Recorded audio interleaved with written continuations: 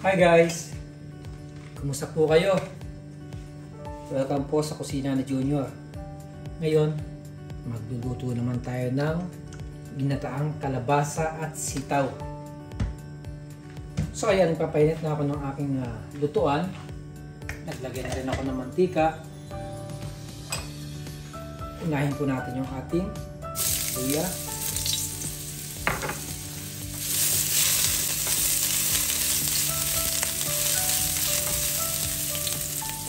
Ilagay na rin natin yung ating bawang.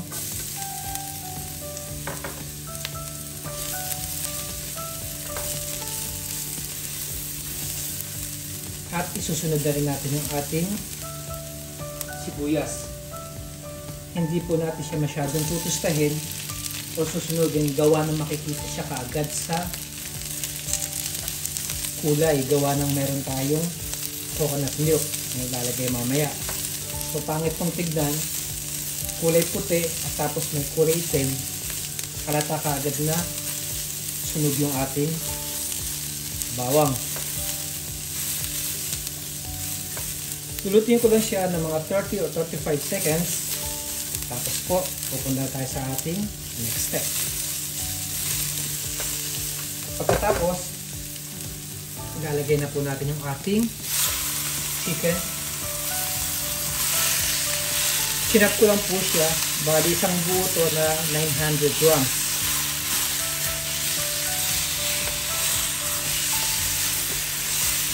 Gigisahin ko lang siya o lulutuin ng mga 3 to 4 minutes. Hahayaan muna natin siya magbantika bago tayo pumunta sa ating next step. Mabilis lamang po ang recipe na ito.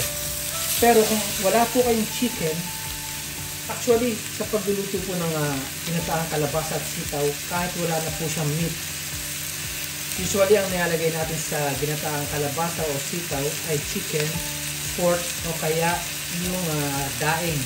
Yung hihimayin natin siya, siyempre hindi kasama yung tinik.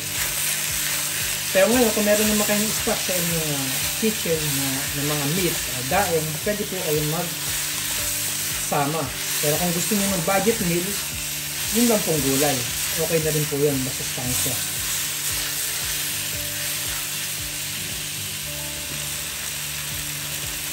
Ngayon naman, mag-a-add tayo ng laurel o dried bay leaves,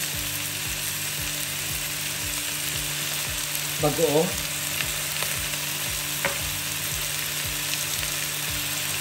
pamitang durog, at coconut milk. Ang gamit ko po rito ay ang powdered milk.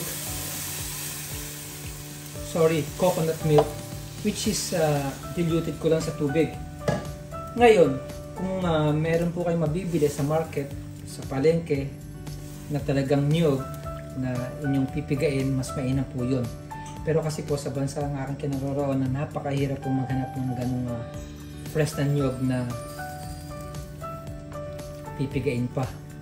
Karamihan po rito instant, yung powder o kaya yung nasa in-can. Ngayon, papakulo natin siya ng mga 5 to 7 minutes. Once na medyo luto na yung ating chicken, tsaka tayo mag-a-add ng ating kalabasa.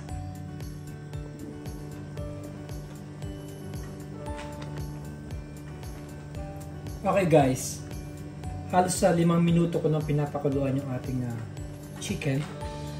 Susunod po natin ang gagawin, ilalagay na po natin yung ating kalabasa.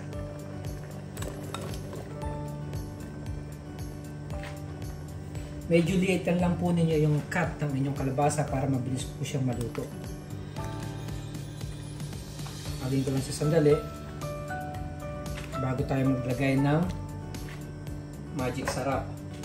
Yung magic sarap po is optional lamang. Siyempre, kung nagtitipid kayo, hindi nyo na kailangan maglagay pa nito. Dahil sa coconut milk, malasa na po siya. Pero sa akin, gusto ko ng medyo mas masarap pa. Mag-add tayo ng konting asin. Huwag masyadong marami, gawa ng maalat na po yung bagoong. At ang long green chili. So hintayin lang natin lumambot yung ating kalabasa At ang panghuli, ilalagay na po natin yung sitaw. Hindi ko po masasabi sa inyo kung ilang minuto lalambot yung ating kalabasa. Ang gagawin po natin, check-checkin na natin time to time ng tinidor, tutusukan natin siya kung malambot na po yung ating kalabasa.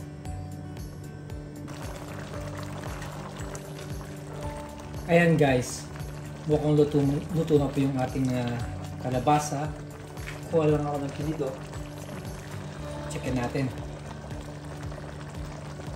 So ayan, malambot na po siya. Tapos, syempre tikman din natin yung kanyang sabaw. Kung tama lang yung kanyang alat.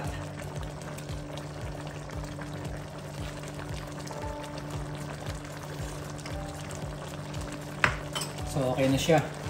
Kasi meron pong bagoong na sobrang alat ang pagkakagawa. Meron namang bagoong na hindi naman masyadong maalat.